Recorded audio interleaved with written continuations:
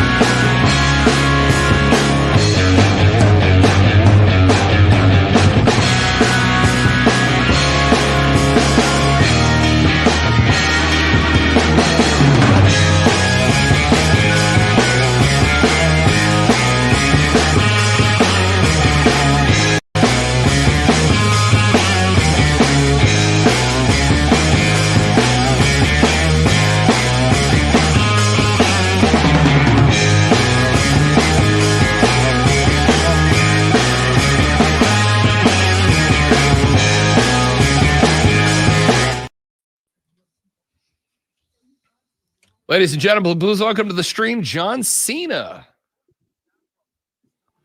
Dun, dun, dun, dun. What up, Rashad Beard? Can't see me now. You can. I would do that thing he does it. They do at the beginning of the rap, but I can't do that. You can because you can roll your R's. I cannot do that. Rapido! There we go. I can't do that. I hate you.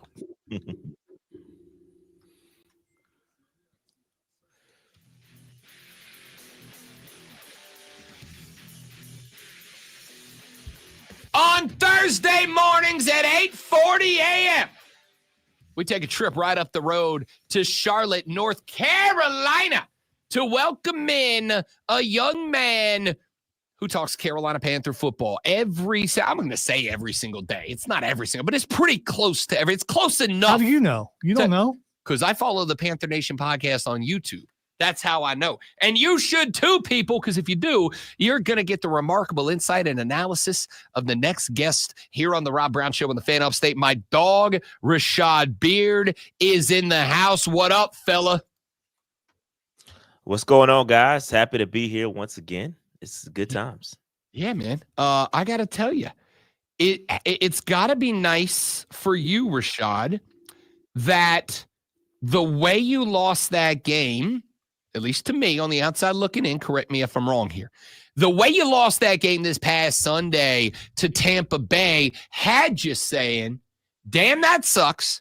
We should have won. We could have won. We blew it, as opposed to same old Panthers, which has been the war cry for a couple of years now. It felt to me, Rashad, like disappointment in the L was justified, not expected this time around. I know that one stung. I know that nobody more than Chuba Hubbard on that sideline for 30 minutes after the game sitting by himself. My heart broke for that young man.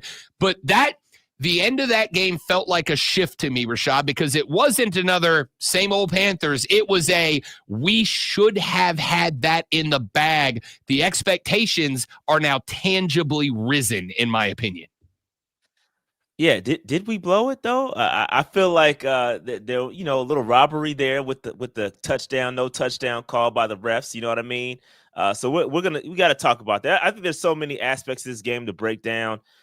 Yes, defensively we gave up a lot of yards on the ground.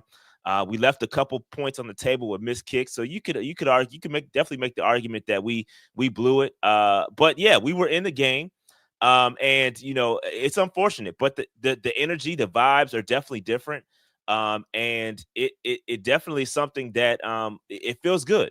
It definitely feels good that the Panthers are heading in the right direction. Good things are happening, and I agree with your point.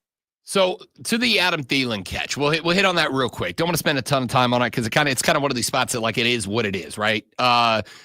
The problem you have, it's not a Carolina Panther problem in this moment. It's an NFL problem. To me, those kind of catches that are questionable in the end of the end zone, they should be called touchdowns, and it should be made to overrule them as opposed to being called incomplete pass and then overruled to be a touchdown. That's my first problem. My second problem is, and Bill Belichick agrees with me on this one, man, we ought to have 98 cameras pointed at every angle of the end zone. It should never be a question whether a ball is a catch or an incomplete because we should have 100 cameras pointed down there. And the fact that the NFL doesn't is a complete failure of the league, in my opinion. Yeah, I completely agree with that. It definitely should have been ruled a touchdown. That was in my end zone where I sit, so I got a very good view of it. Definitely had control of the football. Should have been called the touchdown. There's a ref looking directly at the play. Definitely should have called it a touchdown, and then obviously had the evidence to overturn. He called it the opposite way. We couldn't find the evidence to call it a touchdown. So, and there's not enough camera angles, which is completely crazy to me. You've got all these cameras with you got the one on the big strings in the air. You got all these different cameras. You got the pylon cams, and you got to tell me that you didn't have a camera to see whether he bobbled the football or not. It's just crazy to me. But it is what it is. Not much you can do about it now. But definitely was a catch by Adam Thielen. It's not the first time we've been kind of robbed on this kind of catch. Cauchery caught it as well. What a shame though. I mean, because it was an amazing catch. It was, and it'll be on highlight reels for the NFL for this year. It was. I agree. I mean, how do you not have a camera? And the one angle you see the ref bent down, looking right at it, and how could he not? Right at it. It comes down to Rashad, and then we'll go back to Carolina Panther football. I promise. It comes down to the NFL cares more about making sure that they have as many great television angles as they do angles that actually could impact the football game. That's a secondary concern for them. An end zone cam, like maybe once a weekend, is going to come in useful for a television angle of that catch. And at the end of the day, that's all this is about. Yeah, I mean, it's crazy. Yeah, it's crazy. It's unfortunate. And again, you look at the matchup, right? It's the Bucks Panthers, not the highest profile. So maybe we're not going to send, our best batch of camera crew out there. You know what I mean? So I kind of get it. But at the same time, man, you got to treat all these games the same. And it definitely should have been a camera in that end zone to catch the catch. Yeah, if that's a Buffalo game, if that's Josh Allen throwing that pass, it's a caught for sure. Exactly. All right, let's talk a little bit about the L to the Tampa Bay Buccaneers. You had Bryce Young leading what we thought probably at the time was a game-winning touchdown drive inside the final 2 minutes. And, Judd, I think I tweeted it out. I think I tagged you in it at one point. I think a lot of people owe a lot of apologies to Bryce Young because that was the vibe of a franchise quarterback. I'm not saying we're elevating that man to Pro Bowl status yet. I'm not saying I'm throwing him up there with Allen and Mahomes and Jackson and all that yet, but I am saying that was as well orchestrated of a shoulda, coulda, woulda been a game-winning touchdown drive as we've seen a quarterback make anywhere in the league this season. I think my man Bryce Young flipped a lot of people's opinion on him in that game this weekend. Absolutely. And I mean, after I complete my thought, I would like to hear Zoe's, opinion on Bryce Young, because you're kind of the biggest Bryce Young hater of them all, in comparison to C.J. Stroud and all that stuff. So I'd like to hear your opinion. But Bryce Young, as of right now, the past 4 games, I mean, he's basically right there in the top 10. If you eliminate what happened prior in the first 2 games prior to the benching, he's playing very, very good football. And all of us questioned the benching, right? We all questioned it. And obviously, Canales knew what he was doing. Everything he's done since then, since getting that starting position back, it's been great. It's been great. Canales has put the football in Bryce Young's hand in against very good defenses, right? So we're talking about the Chiefs defense. We're talking about the Bucks defense. These are really good defenses. So in the past, it was, man, he did it against these terrible defenses, and he's not. There's always an asterisk by his performance. But now he's starting to do it against really good defenses, and he's looking really good, using his legs. He's throwing the football, and honestly, look, he doesn't have his full complement of wide receivers. You got guys still out. Guys are banged up. You got guys dropping the football, right? He's doing his part. He's doing all he can. He can't go out there and catch the football himself. So, again, Bryce Young is doing an excellent job. I'd like to see us finish in the red zone. I think that's not a problem, more of a Bryce Young problem. I think that's a play calling issue with Canales. But Bryce is doing his job. I think he's doing an excellent job. Now, that being said, I think he does need to finish the season, right? We don't want to crown him as the guy right now, right? These last 4 games have been great. Let's finish the season out. But if he continues on this track, absolutely will be the franchise guy for the Carolina Panthers moving forward. All right. I am willing to respond because I've been called out. No problem. First of all, I will say this. I still would have took C.J. Stroud. Never going to change my opinion on that. Second of all, there's been defense of Bryce even when he's been really bad by the person across from me, to the point where I just do not understand. Okay. Oh, no. Let me finish. I haven't said a word. Let me finish. I'm just marking this moment in time for what I do. Okay. So I do believe the benching was a good thing, because he came. I just think. Listen, I've had those moments, and I still have those. I am 56 years old, and I had a moment like a couple weeks ago where I just did not understand something, and finally something clicked, and I got it, and I'm like, man, I'm an idiot. Why didn't I see that? And I think Bryce Young, when he was sitting there, something clicked. And I think he finally got something. Is he where he needs to be yet? No, but he has definitely showed marked improvement. He is nowhere near the level or the heights that Rob Brown has put him on, but he definitely has looked really good the last couple of weeks. The pedestal that he's put him on, you can't see him up there. He's just so high. Maybe you can see his hand. He's just so high. And because of that, anything you say against that makes it look like, oh, you're saying he's the worst player in the world. I'm not saying that. I am so glad that he's doing better, because I want the Panthers to win. I do. They still haven't done that the last couple of weeks, he has shown improvement. Can I, Rashad, I want you to correct me when I tell a lie. Have I been saying that Bryce Young is good, or have I been saying that if you let the man have some talent in front of him and around him, that he can do it? Have I been saying that when you put him in the kitchen, the man can cook? They've just had him out on the back porch with the dogs the last year and a half. Rashad just pointed out how he doesn't have his full complement, and now you're trying to act like he got better players in front of him, and he's using that receiver that you said was washed up and too old, who made one of the best catches in the NFL this year. So everything is against what you've been saying. Rashad, is this team better this year than it was last year, talent-wise? It certainly is better. Thank you. Thank you. Correct. He's ignoring my points. Rashad, but that's normal. no, I'm not. I'm saying your points are dead wrong. Rashad, in the last year and a half, if I tried to argue that Bryce Young deserves a Pro Bowl nod or deserves to be put in the Hall of Fame or the Wall of Honor or any of that, or if I just simply said the Panther franchise has held back a young man that's got the talent, now you're starting to see it because they got guys in there to help him get there. Yeah, I would agree with that. Thank you. So you put him in a position, and look at him. You put him in a position where that's fine. That's fine. You're wrong. I'm right. Mm-hmm. I mean, it's a normal thing. One of us has been saying that it was the wrong pick against the bus, and the other said this dude's got 300 yards a game. Rashad Beard, in that game against Kansas City, he could have had 300 yards. In that game against the Giants, he could have had 2 more tutties on the board, but there's still been mistakes in both blocking and receiving the football. Am I telling lies, dog? No lies. A lot of drops. Definitely should be more yardage. Should be more touchdowns. Thanks to the refs. So yeah, there's a lot left on the table for Bryce. All right, we spent too much time with our fight. Did you just cut Rashad off? I feel like no.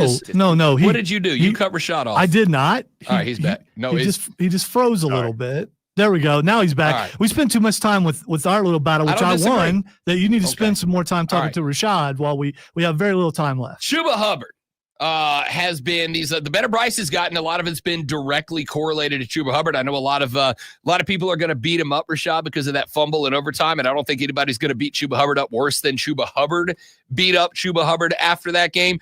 Can we talk about how good this guy has been as the utility player and as the guy, the facilitator for the passing offense that Bryce has been thriving in? Yeah, no, Chuba definitely, and again, the fumble happened. The game was on the line there, but he's been very safe with the football, very safe with the football, right? So this is not a thing where he's just turnover prone and he blew the game and he's been blowing the game for us. Chuba's been very solid.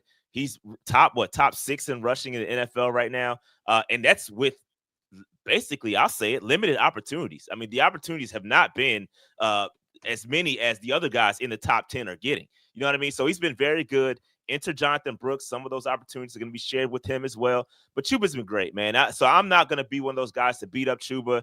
It does suck. It's unfortunate that he fumbled the football. I know he's going to beat himself up, but it is what it is, man. Salute to Chuba. I'm not going to kill him for that. All right, one more with Rashad Beard, and then we got to let him go because he's got work to do, people. He's got stuff to make happen here. The last couple of games, Kansas City, Tampa Bay, a couple of back-to-back losses. You've talked about the fact, gave up rushing yardage, et cetera. It's one of those things that you look at, you go, golly, like if we were just a little bit better on the defense, but it's also one of those things, Rashad, it feels like a cop-out to say this, but I don't think it's an excuse. I think it's a reason. Carolina Panther defense fully healthy win those last 2 games. I stand on that. Yeah, I think they'll be better. Again, it's tough to put those situations, put myself in those shoulda, coulda, woulda situations, hypotheticals. But I think the defense has been playing well. I think that we got to get in some complimentary football here. Like it hasn't been good. We haven't scored in the red zone. We have opportunities where we settle for missed field goals, right? We settle for field goals, no good. So when the defense puts you in a situation where they're creating turnovers, right, because they had 2 interceptions in that game, they had 4 sacks. I personally feel like the defense did enough to win that game. I feel like the offense left a lot on the table. Special teams left a lot on the table. Nobody's going to talk about Hecker and his lackluster punts. Nobody's going to talk about Eddie Pinero, his missed field goals. We're 1-4 in the red zone. So there's a lot of opportunity on the other sides of the football that we didn't take advantage of. It's easy to beat up the defense, but I think we got to get in a situation where we have to talk about complimentary football. And I don't think we're there yet as a team. As we continue to get better, we're still missing Derrick Brown, still missing Shaq Thompson, still missing some pieces. So yes, ideally having those guys back, in theory, we would be better. But, it is what it is. We got to play the hand we're dealt. Oh, for sure. It is what it is. I'm not, again, like the difference for me has always been excuses versus reasons. Excuses are when something within your control that you don't take advantage of prevents you from succeeding. Reasons are when something outside of your control prevents you from reaching the destination. Losing Brown and Shaq and all these cats, that's a reason. When you are down those players, you're a worse off defense. That's not a shot at anybody that's actively playing. That's just an objective reality of life. That's why those guys are starters. You get them back, we're probably looking at least one different result, maybe two. Rashad Beard is the host of the Panther Nation podcast, kind enough to join us every Thursday at 8:40 to talk Panther football. My man, appreciate you, big dog. Enjoy this week. We'll do it again next week, pal. Absolutely. Big game in Philly coming up. I'll see you guys next week. What you think about that one? Any chance? It's gonna be tough. Tough game. Saquon might put up 200 on us. We'll see. The good news is you be the fourth team. I mean, that dude's a man. He's a man. Rashad, talk to you next week, brother. Appreciate you. Rashad Beard, host of the Panther Nation podcast, joins us every Thursday at 8:40. Y'all stick around. We got Hayden Asmaria from the BetQL Network talking NFL storylines when we come back after Lonzo hits you with his sports flash. Right in the nose. The college football transfer portal is open, and a few major names have already entered. One of them is Oklahoma State quarterback Jackson Arnold, who will have 2 seasons of eligibility remaining at his next school. Arnold threw for 1,421 yards and 12 touchdowns with 63% completion percentage and rushed for 444 yards and 3 touchdowns. The Duke Blue Devils knocked off the Auburn Tigers. Those Tigers in a top 10 showdown at Cameron Indoor last night. Cooper Flagg led the Blue Devils with 22 points, 11 boards, and Isaiah Evans recorded 18 points off the bench. Tune in this Saturday at 11:30 as the Furman Paladins take on the Princeton Tigers. It's Furman versus Princeton right here on your home for Furman Paladins basketball. It's us. It's right here. It's the Fan Upstate. Tigers! Tigers!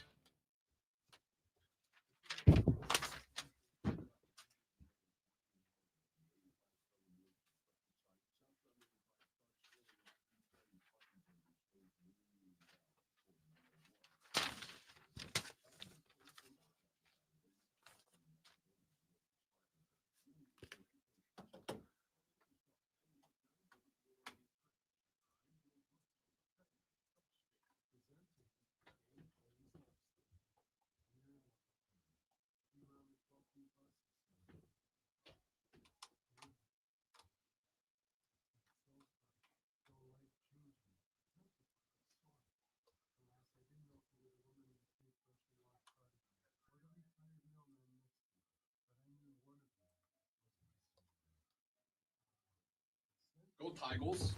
Them Del Tigers. I got no room to talk. Yeah, you don't. It's still funny. All right, what y'all got in the chat? Yeah, y'all make sure you go follow Rashad Beard on the Panther Nation podcast on YouTube. I check him out all the time. I watch him on Sundays for the recaps. Him and Dave do an awesome job, man. Y'all go check them out. Yeah, I wouldn't listen. This is another one of those games where I think I know you want to adopt a winning mentality, and that's always the goal. And you go out there and try to win the game. I mean, it's the NFL. Anybody can beat anybody. You catch them on maybe a letdown day. Maybe they're looking ahead of you a little bit. You go up there and play good football, steal a win away. But I also think that mentality of being realistic about outcomes is still important. You're not in that upper echelon yet, but it's on the way. It's on the way for sure.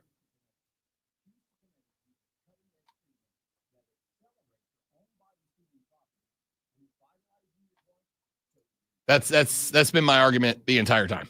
That's been my argument the whole time. CJ Stroud went into a fantastic situation. Bryce Young went into a dumpster fire. There's a difference. Eddie makes one kick and we win. Yeah, I mean that's part of it. That's part of it for sure. But there's still some. It's also football. You could say that for quite a few games. Yes, that's NFL football for sure. Not just NFL. I mean, if the Ohio State kicker makes a kick, it's at least tied. If he makes 2 kicks, they win the game. I mean, it's just football. That's also true. But my wife and I were having a discussion, and I don't know if you've noticed this, but it seems like that kickers are missing gimmies so much more this year in college and in the NFL. I don't disagree, but it's interesting. So weird because I can also juxtapose that with we're seeing more 60-yard field goals than we've ever seen, right? It's like kickers are getting to the point where they're putting so much effort into being able to knock down 60-yarders that they're missing 30-yarders. Did right? you send Mario a thing? Yes. Okay. Well, the fact that we're running 2 minutes late and he's still not here. Just point out.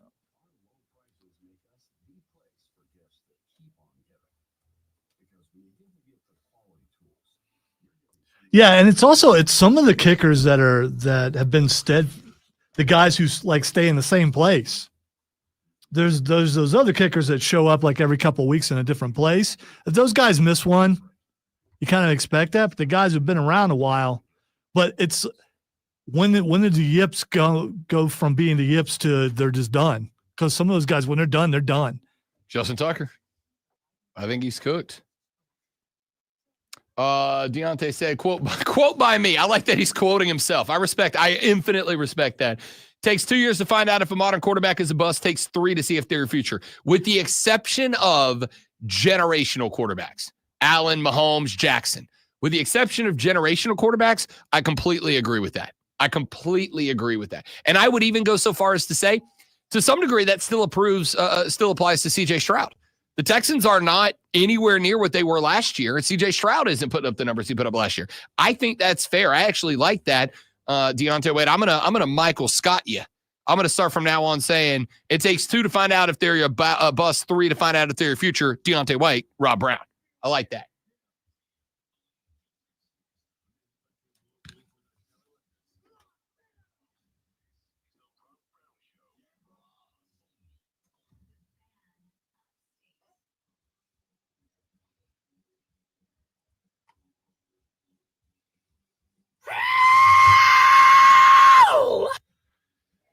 Kicking off the final, the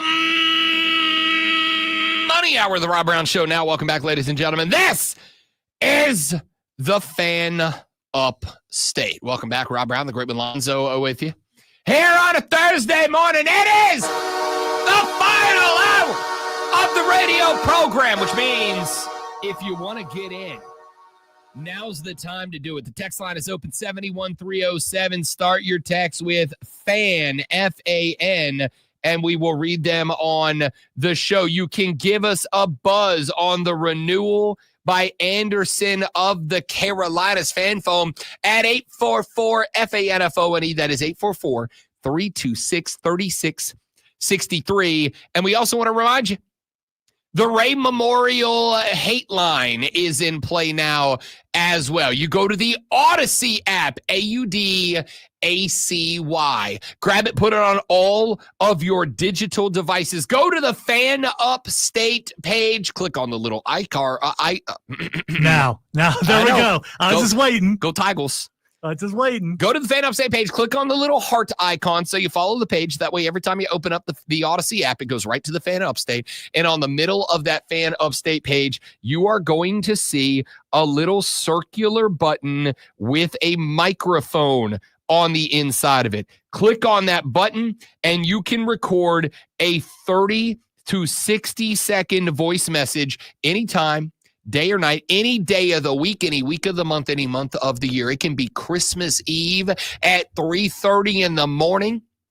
You've knocked down a handful of laced whiskey eggnogs, and you got a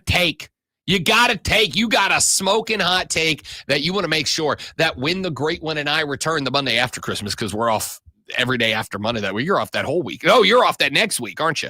Are you off New Year's week? Not the entire week. I'll come back on the 2nd. Okay. But I am off those next couple of days. Fair enough. So, yeah. When I return on that Monday, we will have your takes lined up to knock down. You can also send them, and I mean this, right now. You can send them right this very second. Go to the Odyssey app, go to the Fan Upstate page, click on the little circle button with a microphone in it, and you can send us a 30 to 60-second voice message that comes right to the laptop that we can integrate right into the radio show like Captain did. Oh, I forgot to change my thing back. Gosh, dang it. That would have been absolutely hilarious. Yes, the timing would have been, you hit the button on time. I know I did. Just they couldn't hear it. Like Captain said. Hey, Rob, you just lost the game. And and I haven't stopped losing the game since I lost the game. You have not.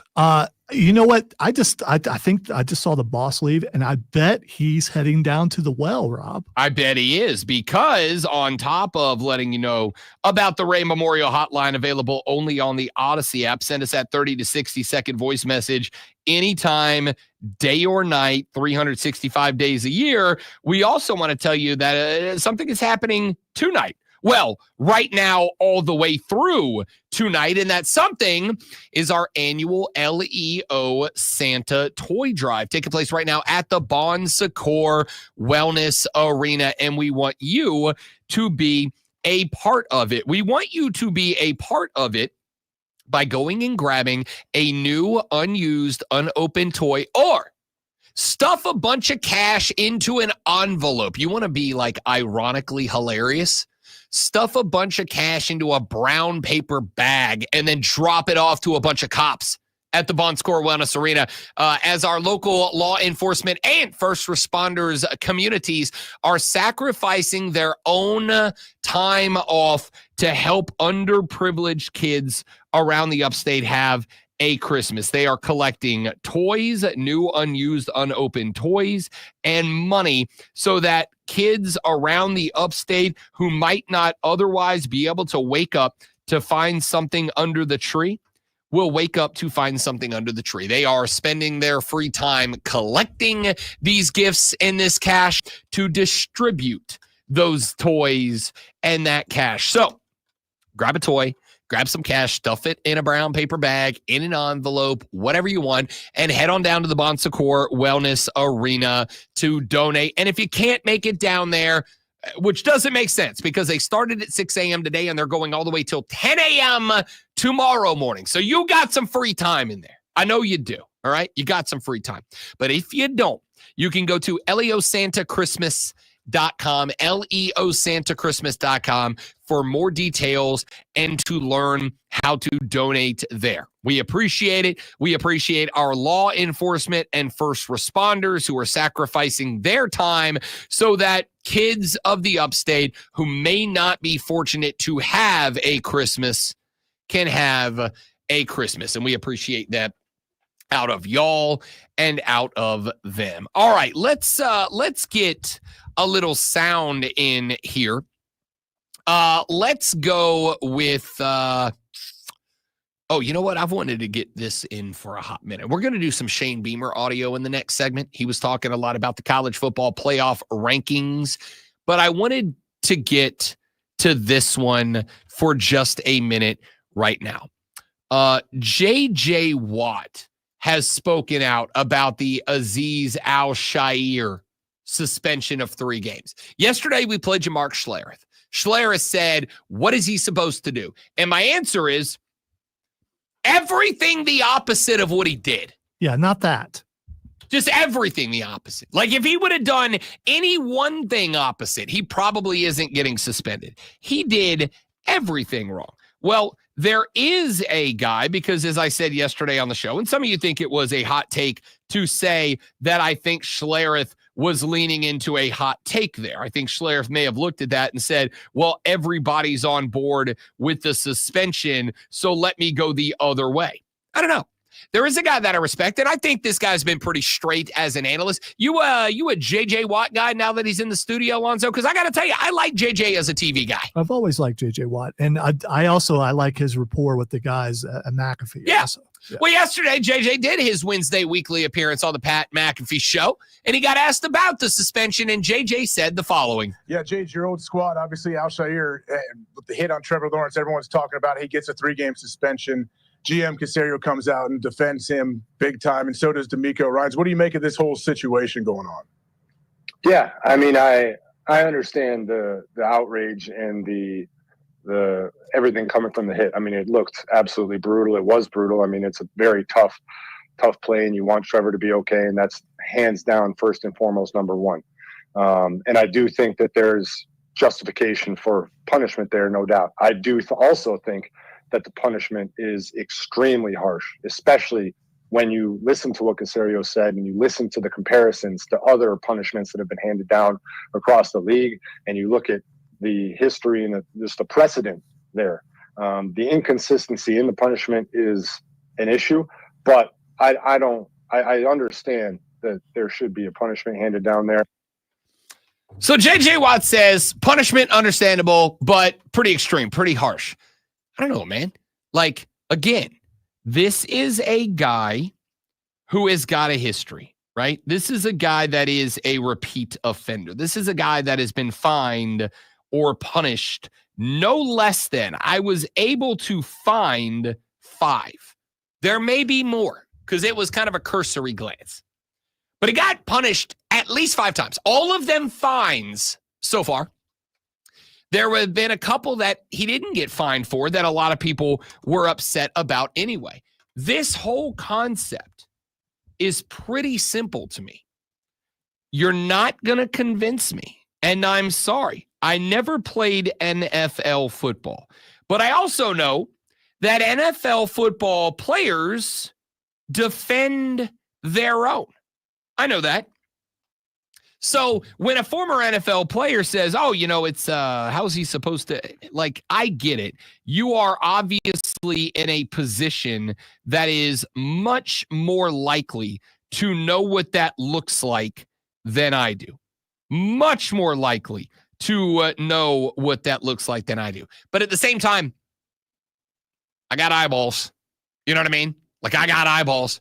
I saw it happen, and it looked at the time like he had plenty of time to pull up. I told this story and I'll tell it again very quickly. When I was getting certified to ride a motorcycle, I ride a bike. When I was getting my certification to ride a motorcycle, we had to do a thing where we had to drive 20 miles an hour straight at a dude. And in front of this dude was like a wooden barricade kind of thing, right? Like, you know, a foot or two off the ground and a few feet wide. And he stood behind that thing. And as you drove to him, when you got about 10 yards out, 7 yards out from this guy, somewhere in that range, which is about the distance, in my ever so humble opinion, where it was about the distance where Trevor Lawrence was starting to slide. When you got about that same distance away from this cat, the guy behind the barricade would point left or he would point right. This was a test you had to pass to get your license. He would point left or he would point right.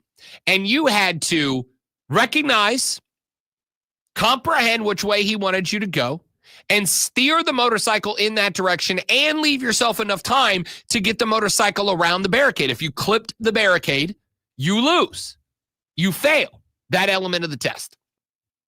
Now, I'm not arguing that driving a motorcycle at 20 miles an hour and going left or right around a wooden barricade is the same as being a linebacker going full speed at a quarterback that is coming towards you, right? Because a linebacker's not running, most linebackers aren't running 20 miles an hour. But, you know, when you add that Trevor Lawrence, who probably runs, what do you think, Lonzo, 4 or 5 miles an hour top speed?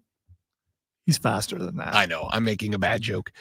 When Trevor Lawrence is also running full speed at you, you're probably looking at closer to, 40, 41 miles an hour worth of speed. He could drop some tenths off if he cut his hair, but why do that? No, I mean, listen. Because it is still sticking out of the helmet. So it does. And it flows, dude. He's got flow. It does. He's got lettuce. I understand it's a different thing. The point here is you're not convincing me he didn't have time to react. You're just not. And then even if he didn't have time to react, even if he didn't have time to stop himself from dropping the hips, lowering the center of gravity, moving the center of gravity ahead of the feet. Because remember, if the center of gravity is not ahead of the feet, you can't jump forward. That's how physics works. For him to be able to leap forward, dive into Trevor Lawrence, he has to have time to slow down, drop the hips, shift the center of gravity forward ahead of the feet, and then push it into Trevor Lawrence. And even if he didn't have time to stop and adjust that, I know that he had time to not load up the forearm and drive it into the head of Trevor Lawrence. Even if all he could do is didn't have time to stop, didn't have time to stop the center of gravity moving forward, didn't have time to load up into the legs and then explode into a diving tackle. Even if he didn't have time for any of that, which I don't believe.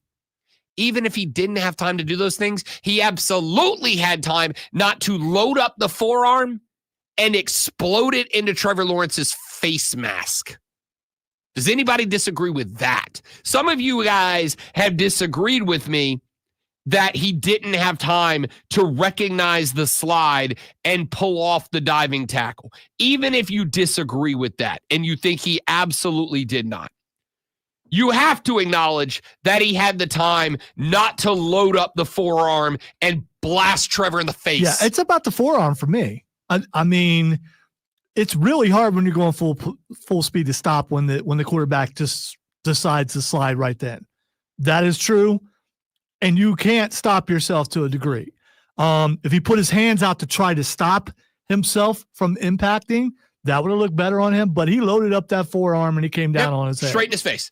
Joy B says there are dudes who make way more money than we do that can figure out how to properly tackle a sliding player. They're not asking them to figure out cold fusion. It ain't that hard.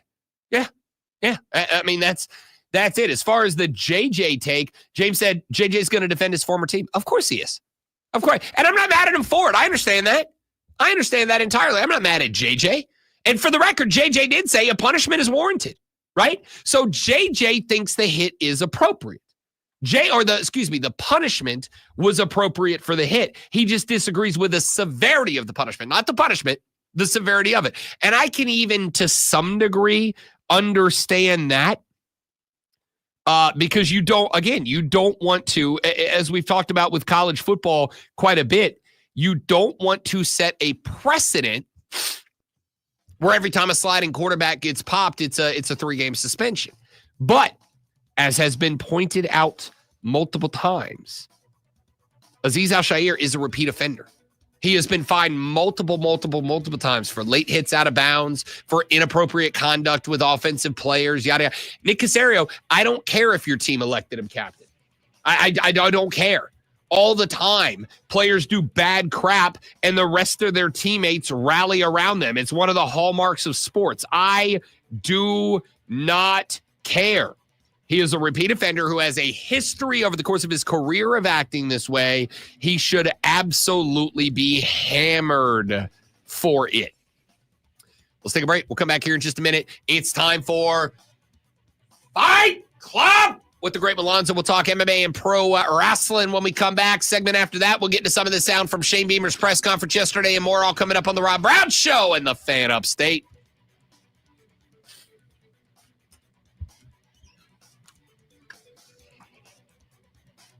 All right, guys. Got to step away for a minute. Please don't go anywhere. Thank you very much. What is up, friends? It's Rob Brown. I hope you're enjoying the show. If you're not, I don't know why you're here, but I am glad that you are. Hey, do us a favor. Whether you're enjoying it or not, would you mind sharing us around your social media, please? And thank you, Twitter, X, whatever you call it. I don't care. Instagram, Facebook, TikTok, it doesn't matter to me. Help us get the good word out. We're trying to get famous and rich, and we can't do it without your help. So, The Rob Brown Show is on all social media, or share the YouTube channel, the Facebook page, wherever you're watching this, and we'd appreciate it very much. Now, let's get back to the show. Stick around. Thursday should be trigger day. Hey, look, we're back because Triggered Thursdays. Triggered Thursdays. Well, since it's no longer tank top, good thing I didn't invest because I almost did it. And then I stopped myself. I forgot that it was going to be cold. It's not cold in here.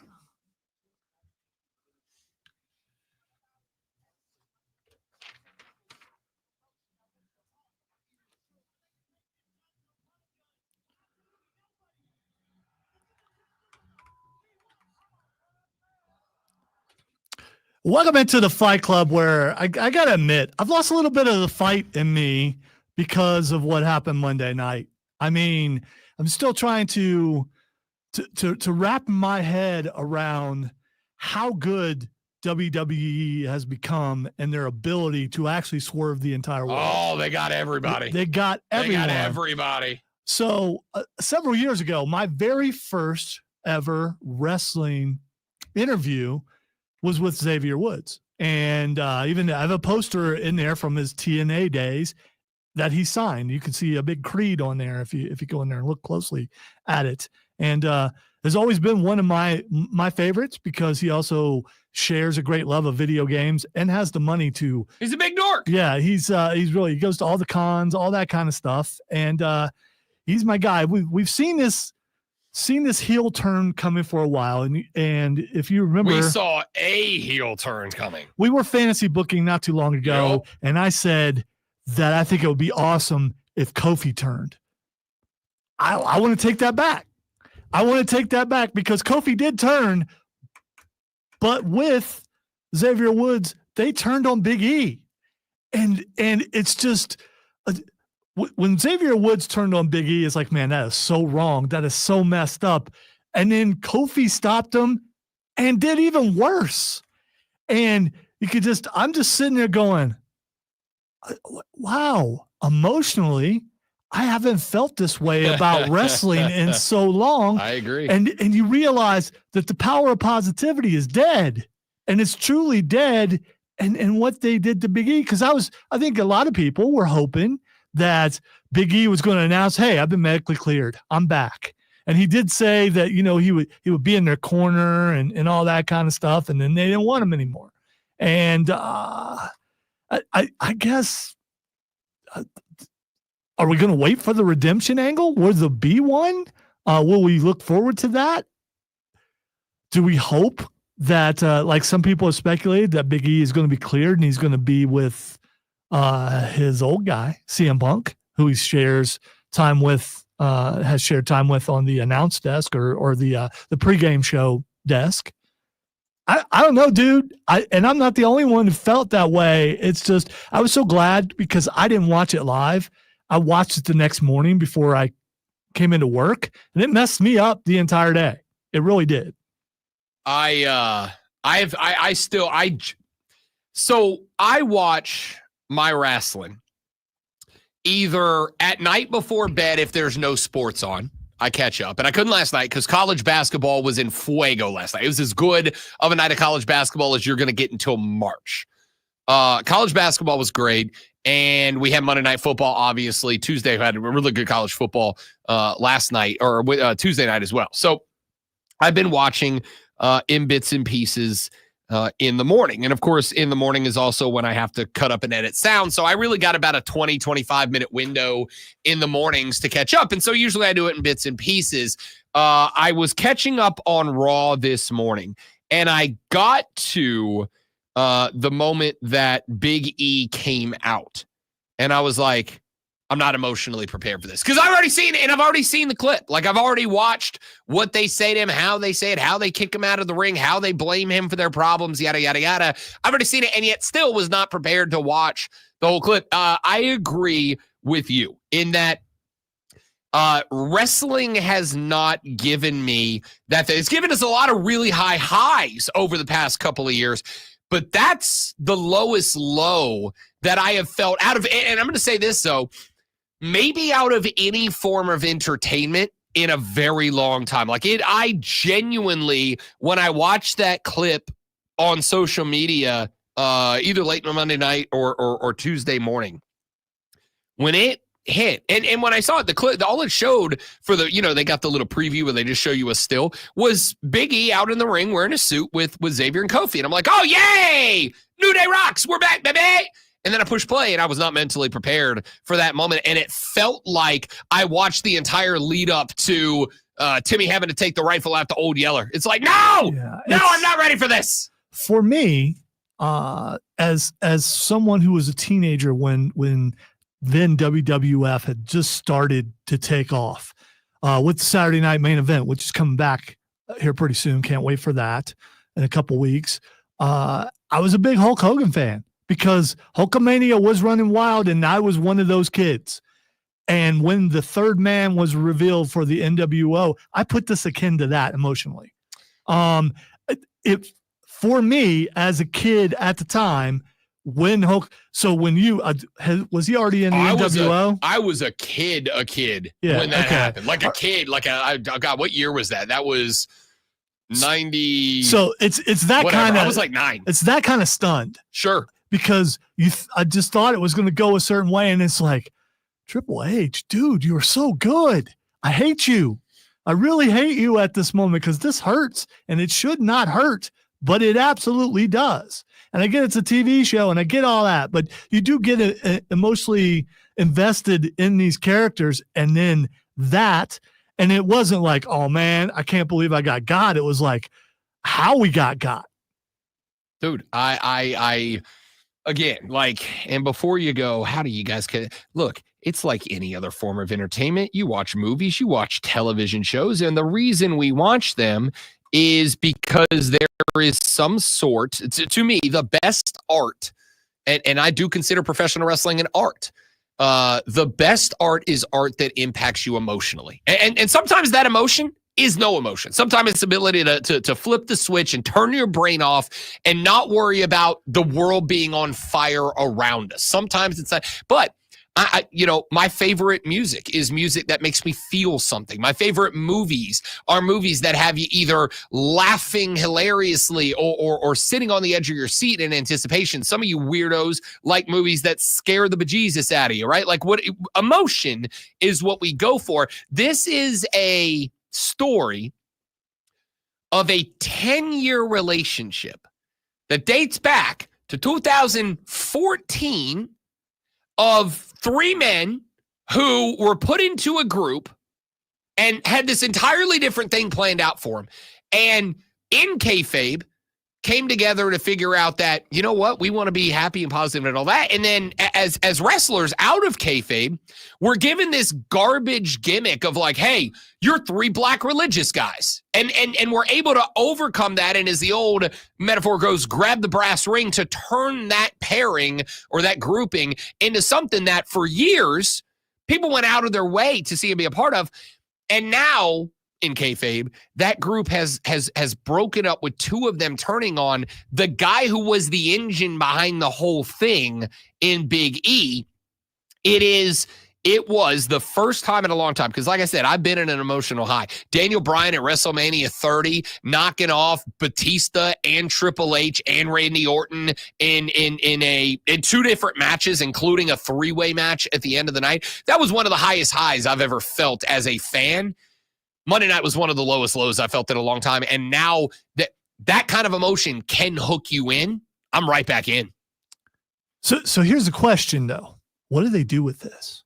I mean, what do they do with this? How do they capitalize? Because the next move has to be a pretty big move to match what they just did, right?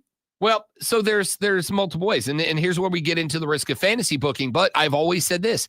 Wrestling is at its best when hardcore wrestling fans have no idea what's going on, like, or what's coming next, I should say. Wrestling's at its best when hardcore fans don't know what's coming next. Because if they don't know what's coming next, the casuals certainly don't.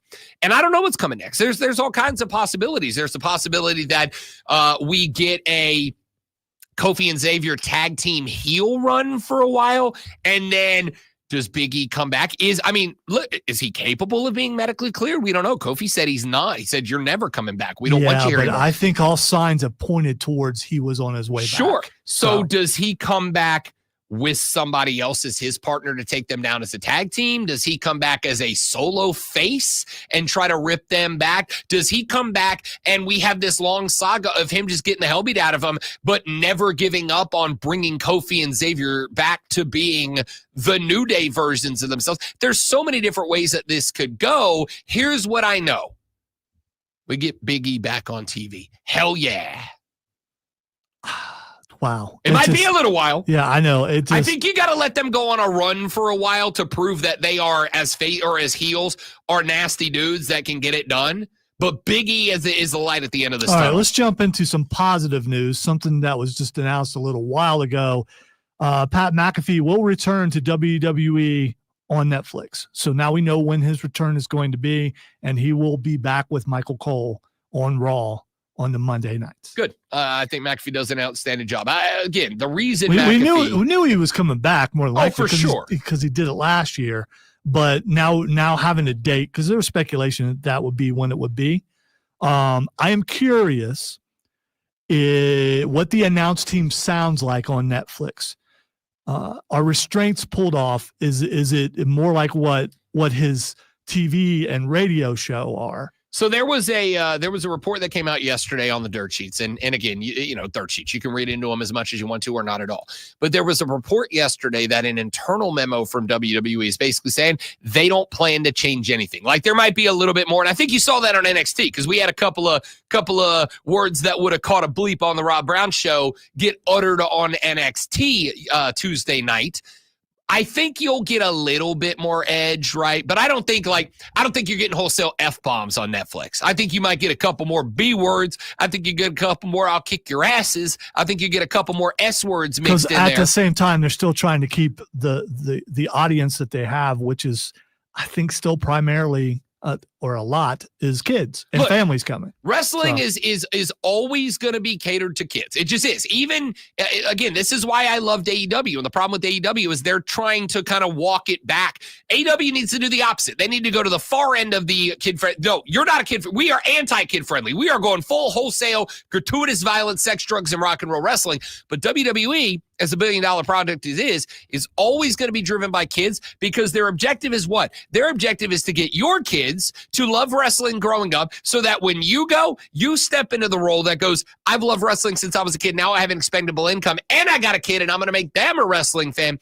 I think it'll get a little bit more edgy, but I also think, and this is just me, I also think as society rolls on, you are seeing a shift in what is considered kid-friendly. Things that are considered kid-friendly now would never have flown back in the 90s. So I do think it'll be a little more edgy, but I don't think you're going to be getting McAfee dropping F-bombs on the mic like he does on his radio show. All right, really quick, because this will be for Nerdfall. The last one didn't work because everyone called in on Saturday.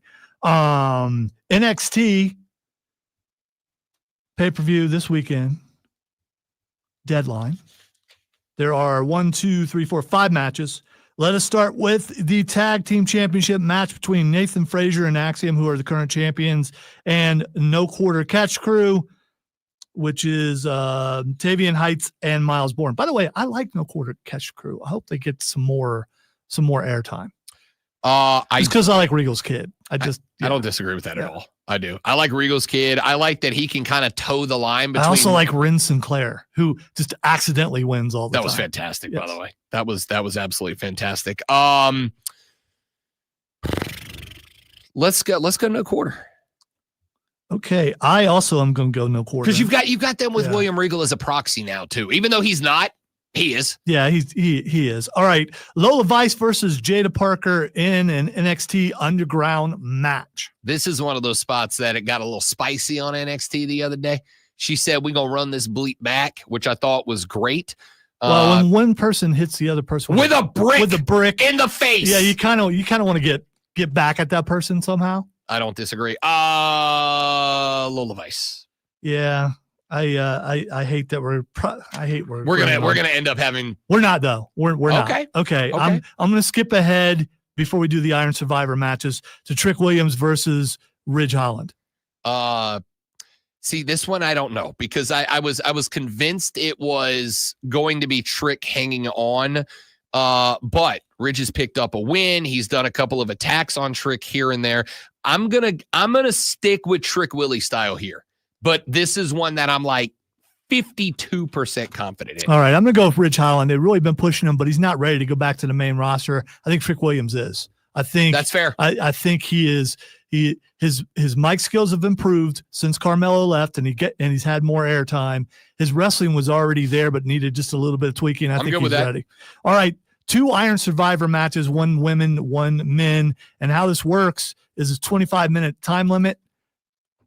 As many pinfalls or submissions as you can get within that time. All right, let's start with the women because I think it's the more challenging to figure out. Julia versus Stephanie Vaquer versus Zarya versus Sol Ruka versus Ren Sinclair. I love the way they threw Ren Sinclair into this, but I think in doing so, they kind of made her the one that's going to eat a lot of this. I'm also a huge – nobody in a very long time has had the turnaround in my opinion than Sol Ruka. I was not a fan of her early in the day. Now I'm like, I was. That chick's a badass. Yes. She's awesome. Her finisher, the Soul Snatcher, Soul Snatcher is as good as I've ever seen. It's so good. It's so good. All of that being said, You've got 3 global superstars in this match, in Julia Vakir and Zarya. It's, to me, between Stephanie and Zarya. I really like Zarya, but I'm going to go Stephanie Vakir in this one. Do we match up there too? Yeah, because I'd already wrote that down. I think so too, because I think the obvious choice everyone's going to believe it's going to be Julia, and who knows, Zarya might come in and do it too. Yeah, and I wouldn't be shocked if it's Zarya. I think it's one of those two. I just think Vakir's got a little bit more push ready to go. And finally, for the men, Wes Lee versus Ethan Page versus Nathan Frazier versus Javion Evans versus Eddie Thorpe. This is another one of like 52%. Although Eddie Thorpe could be replaced because he got jumped at the end of the show, and there's a lot of speculation out there that The Rock sent the bloodline to beat him up because he hurt his daughter. I mean, that's the speculation. That'd be interesting. That would be great. I don't believe that, but that would be great. Same, but it would be interesting. Give me Wesley. Daggone it. Another one? I hate you. I want you to know I went first on all of these with no idea who Lonzo picked. Yeah, so the only thing that we varied on is Trick Williams and Ridge Holland. Okay. So there we go. That's the game right there. It comes down to one right there. All right, that's Fight Club. We do it every Thursday at 9:20, talking all the MMA and pro wrestling and sometimes boxing that you can possibly handle. We'll be come back here in just a minute. I'll give you some of the sound from Shane Beamer's press conference yesterday regarding South Carolina's not getting into a playoff spot, at least not yet. It's not happening, but at least not yet. We'll play that for you. We'll ask what the X is going on, and we'll get up out of here for the day on the Rob Brown Show on the Fan Upstate.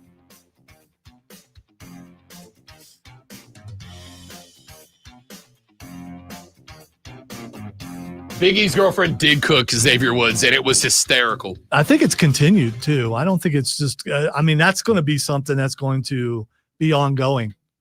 Toronto has named their new WNBA team's logo or mascot.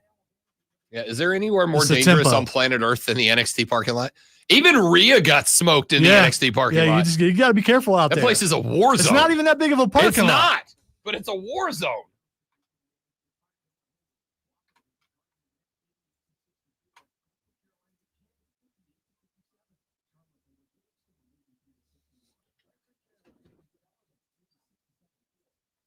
NXT still, to me, has a problem because everyone has to turn heel before they're successful, it seems. Well, I mean, that's what it's for, right? Like, can you? I know they're developing and probably showing both sides. I get what you're saying, but Wesley's heel move, cutting his hair off. He looks like a heel now. Yeah.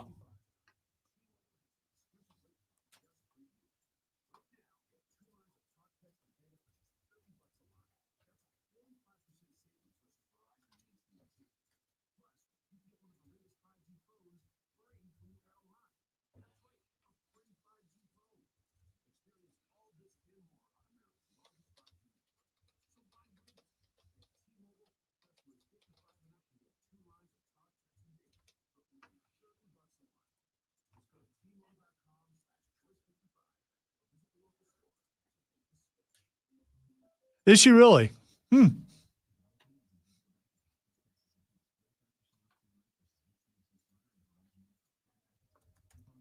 right, Joe. It is an Iron Man match with a bunch more people in it, but it's pretty entertaining. I mean, I'm here for it. Imagine the chaos, dude. If every you missed it. They were showing Simpson stuff. And Doltovsky. I mean, he ran out of the back of the end zone. What do you want?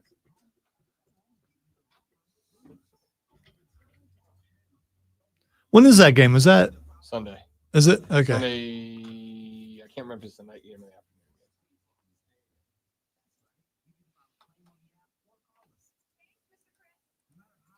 Thanks, Mr. Chris.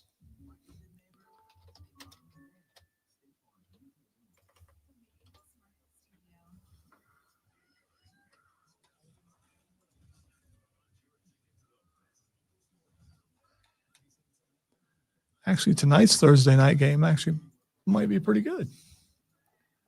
Green Bay and Detroit. Yes, it will. It could be very good. It's only, I think, 3-point spread.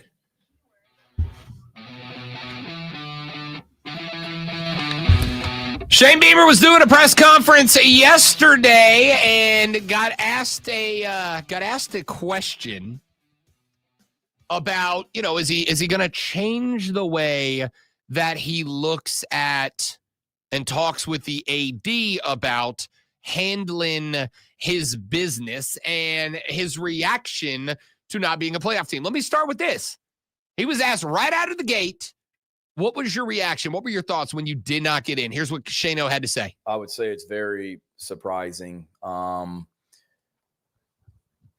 Ward manual, if I hear the word data point one more time in my life, I may throw up. But there's a lot of data points that they apparently take into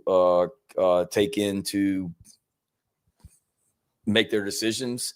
But I'm not sure strength of schedule is one of them, because I don't know how you can go play Clemson last week in the biggest game in the history of the Carolina-Clemson rivalry, win a game over a team that's ranked higher than you, and move up one spot. And another team can beat a team that's not even going to a bowl game and move up 2 spots. Or how you can sit there with a straight face and say that the results of this weekend don't matter. I would say a Clemson team that has a potential to be an ACC champion, having a loss on their home field to a team like us, that's a pretty freaking strong data point, if you ask me. So it's just frustrating, Jack, in that I don't really know what they look at. We've had previous, committees that said we start with a blank slate every single week. And if you start with a blank slate every week and you say, okay, let's rank the 12 best teams, regardless of record, it's hard to say, like I told you guys on Saturday, that we're not one of them in my mind. So that part of it is disappointing, that it doesn't appear they started with a blank slate. And I get it. They're going to say, well, head to head, you can't be ahead of Alabama and Ole Miss because you lost to them head to head. Well, they had Alabama hit a Tennessee at one point when they both had the same number of losses, and Tennessee beat Alabama. So I don't know if that holds up. And then it's the frustrating. I feel like a basketball coach now, because I feel like I see this every year on Selection Sunday before March Madness, is like, what's the criteria? Because last year injuries were clearly a factor because they left Florida State out because of an injury. And this year, I guess injuries aren't a factor as well, or on and on and on. I mean, there's other things I can get into, but don't need to. But that's just the disappointing thing, is there's a lot of data points that are out there. And if their job's to truly pick the 12 best teams, to sit there and say that we're not even in the top 12, but what are we ranked, 15th or whatever we came, 14th? I don't know. It's there's some really competent people in that room that I know personally, but their decision on this one's a head scratcher. Yeah. I mean, and I think the interesting thing that he brought up there, and I did not even think about this, was the point that during the season, after Tennessee had beaten the University of Alabama was ranked ahead of Tennessee with the same number of losses. So, this is why I've said a number of times, if head-to-head is a major criteria, okay. If, strength of schedule is a major criteria, okay. If, your brand is a major – listen, if they just straight up say, listen, at the end of the day, it's the best 12 teams or the most deserving 12 teams, and also we want to give you the best television playoffs we can give you. I mean, not okay, but at least have the stones to say it, right? The point here is every one of the things that are frequently listed as a criteria, you can come up with an example somewhere of that criteria, at least on a surface level, not appearing to be involved. That's the biggest takeaway for me from this. It seems like anywhere you look, there's an example somewhere of the fact that the criteria doesn't seem to be met. And I'm not the only one. This is not a nobody. Dan Patrick got asked, is Bama in because they deserve it or because they're Bama? I would say it has a little bit more to do with their Alabama. The brand is going to get you in. This is what's happened. College football had conference championship games because it was a cash grab. Now you don't have to have that. You have a 12-team playoff, not a 14 playoff. When the 14 playoff, not everybody was sharing in all the monies. And now you have teams that can go to a conference championship and the teams and the conferences benefit. Well, they don't want to screw up what happens with the 12-team playoff by having one of their teams lose in a conference championship game. So it feels like they're slowly trying to diminish or get rid of conference championship games. Miami's upset. You know what, Miami? You got upset. That's why you shouldn't be upset. You lost 2 of 3. If you beat Syracuse, then we're not in this position. You lost to Syracuse. Alabama got murdered, not literally, by Oklahoma, an average team this year. It wasn't even close. Alabama's resume in November is getting waxed against Oklahoma, beating Mercer, which does not count, and a decent win over Auburn. They didn't help themselves in November. They hurt themselves. Yeah. Alabama's a brand. The U used to be a brand. Correct. Not anymore. So there you go. I mean, again, I'm not the only one saying it. There's Dan Patrick saying it. Now, he doesn't work for ESPN anymore, so it doesn't really have the consequences, but you get the point. Anyway, asked if the lack of inclusion for South Carolina will change the way that the team looks at perhaps scheduling moving forward. Shane said this. It might take a couple days, but when you kind of look at all the vagueness of what the committee decides and how they can have one priority one year, not one the next, does that influence you in any way going forward? Do you talk with whoever the next AD is about changes? If you're asking, is there anything to gain by playing in some of these games that you play out of conference? I think it's something that not just us, but every team needs to look at, because clearly you can go through an entire season, not beat a ranked team, and be in the playoff if you just win. So I think it's something. I'm a competitor. I love playing in those games. I'm looking forward to playing Virginia Tech and Atlanta next season, but the committee made it very clear that they really don't give a hoot who you beat. Just, don't lose 3 times and you're in, even if it means you never beat a ranked opponent. Not one. Don't beat a ranked opponent, but just win the games on your schedule and you're in. They made a pretty strong statement about that. Absolutely. So we'll see if this does impact anybody. Shane believes, and at least a couple of other coaches, I'm sure at this point, believe that scheduling strong out of conference is officially pointless now. So we'll see if that changes anything about the landscape of college football moving forward. Are you ready for the playbook of the peculiar, the almanac of the absurd, and the encyclopedia of the extraordinary? Well, you better be, because we're diving headfirst into the 3 top stories that will have your coworkers saying, "You hear that?" even before they take their Wow. bathroom. And I'm just letting it go. Mhm. And I'm just Mhm. letting it I go was- because I just, Welcome to the wow. I wasn't going to say anything. You know what I need to do? I need to move my beds around, so I don't do that anymore, because it's a senior mistake. Mhm. I'm starting to make more of those. At least you guys are witnessing the end of me. So there's that. You've Listen. witnessed the beginning of me 20-something years ago. We And now are you're gonna starting to witness the start- end of me. We're going to start a GoFundMe to make sure Lonzo's in a very nice home. Very I nice want home. to go to the Villages, man. I hear it's really nice down there.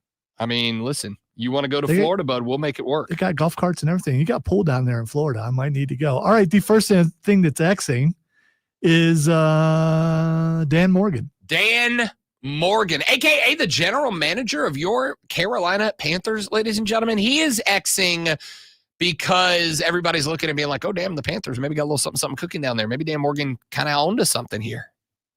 I don't know why.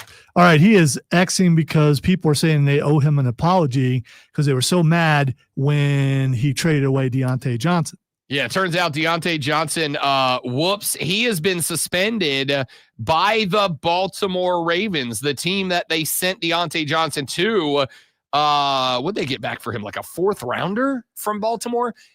He just refused to go in the game last week. Just refused. He was like, nope, I'm good, coach. I'm not going in. So they've suspended him. And everybody's like, oh, dude, the Panthers fleeced the Ravens on that one. And they kind of did. They did. You can see how mad I am at myself because my face is blood red. I'm so ticked that I did that again. The next thing it's Xing is Creature Commandos. I have nothing. Okay. Creature Commandos is the first thing to drop from the new DC with James Gunn. And Okay. it's animated and you'll love it from what I've seen of the trailers. and the first 2 episodes dropped today, like at midnight last night. So check it out. I have been in on it's on Max, and from what I've seen, it's very adult, and I don't know if it's to the degree of like Harley Quinn, but it's around that level. First off, I adore the Harley Quinn. That's why I'm trying to sell you on it. I am currently blasting my way through Invincible, which I am also in love with. It's in the lines of Invincible, also from what I can tell. I'm all in. And this is his first official DC thing since he took over. I mean, listen, I'm 100% giving the DC Gunniverse a shot. If this is the start, let's go. All right. The next thing that's next, I'm gonna go home and watch the first 2 episodes. I like it. Because I'll be there alone. Because it's might be that bad. All right. The next thing that's Xing is your boy, JJ Redick. JJ Redick is trending because the Lakers actually had a pretty good start to the season, and now they suck for some reason. They got blown out by 41 points last night. LeBron James has been in the NBA for 20 seasons. This is just his 3rd time losing by 40 or more. JJ got onto the mic, and he's like, look, at the end of the day, he kind of pulled the, who was it? Jerome Mayo from New England a couple of weeks ago got put on blast because he's like, look, once the boys cross the white line, there's nothing I can do, right? And other people are like, oh, you're the head coach. It's like, yeah, but at the end of the day, like, if you haven't taught them how to play football when they go out there, there's not much you can do to adjust. JJ's on the mic, and he's like, there's not a lot I can do. He's like, I can't go out there. I can't go crash the glass. I can't knock down threes. I can't make the extra pass. I can't swing the ball. There's not much I can do. Oh, I'm not saying it's the player's fault, though. Dog, that's exactly what you said, JJ. Like, come on, man. Like, I'm at the point now where if I was JJ Redick, I'd 100% put it on the players. But like, LeBron, I appreciate you getting me this job, dog. But if y'all don't get something going, it's going to be my last job, dog. So maybe let's try. Please try. There was a play last night where the Heat wrapped the ball around spread. It went from top of the key, side of the key, under the basket, back to the side of the key. Then back under the basket for a Jimmy Butler layup. Lonzo, there were 4 gold jerseys around Jimmy Butler. Not one of them even took a step towards the layup. I've never seen anything like it. Like, legitimately, I would have sat every Laker. I'd have forfeited the game on the spot. Like, if that was a youth team I was coaching, I swear to you, I'd have called the ref over and been like, we're done. We're going home. They don't want to play. We're out of here. Wow. And finally, the last thing that's Xing is Hawk Tua. Yeah, I saw that trending earlier, and that is, I'm willing to click on risky things on my work laptop to find out what that's trending. Okay, good. I mean, I know like there's Hot to a Girl and no, it's about her. Apparently, she started a thing called Meme Coin, which is like Dogecoin or something like that, and people lost a lot of money, and they're pretty angry about it. Oh God, people keep losing money on fake money. I'm shocked. I don't get it. I'm shocked that people are losing money on their fake money. And stop buying fake money with real money, you morons. And out of all the fake money that you're spending money on, why would you do it with her? I just no. I want it on the record. If you bought fake money from let me say it the way she would say. If you bought fake money from the Hot to a Girl, I'm glad you lost your money because you don't deserve to have it in the first place. If you bought fake money from Hawk to a Girl with real money, it sucks to be you, but you deserve it. Yeah, next time that fake, just give me the money that you spent on that. I will invest it wisely. Y'all have a great day. We'll see you back here tomorrow. Don't drink and drive. I'll punch you in the face. Thanks for being here. Tell your friends about us. We're trying to get famous on the Rob Brown Show on the Fan Upstate later.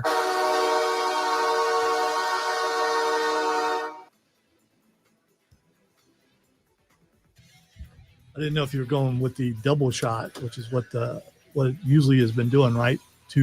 Yeah, there's 2 of them. I know where to cut it off to get just the one. Okay. 2 toots of the horn, if you will.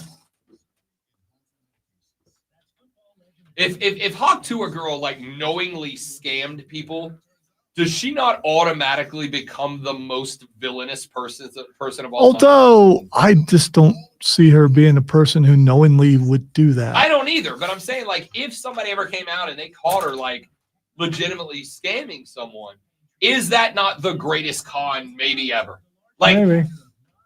My favorite con ever is the guy who sold the Eiffel Tower twice fraudulently. That's my favorite guy ever. That dude's hilarious. This guy made up papers that said he owned the Eiffel Tower and that the French government had asked him to scrap the Eiffel Tower. He sold the Eiffel Tower to a group of investors, and then he fled France and he went to like Denmark or Iceland or somewhere, and he hid out for like 3 years. And they looked and looked and looked and couldn't find him. And then he eventually gave up on finding him. So when they gave up on finding him, he went back to France and did it again. Did it again. Same scam, same setup, did it again, took their money and just left again. And then nobody ever heard from him again, which is absolutely brilliant. Absolutely brilliant.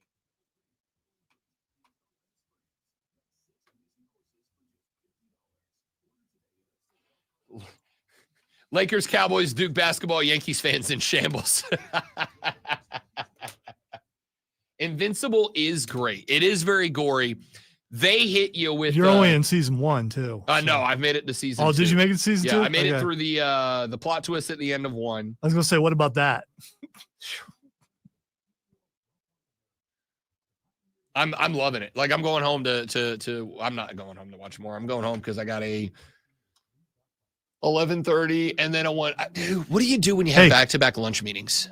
Well, you got another meeting today that and I got a 12:55 on the phone. Yeah, which my first one's at 12:30. So if that one's not over in half an hour, I'll say that meeting. That's a Zoom meeting though. At 12:30. Yeah. Yes. Yay. Okay. I got to go because I have all those things. Y'all have a great day. Thanks for being here. You're amazing. Tell your friends about us. See you tomorrow. Goodbye. I've had to constantly remind myself of that because that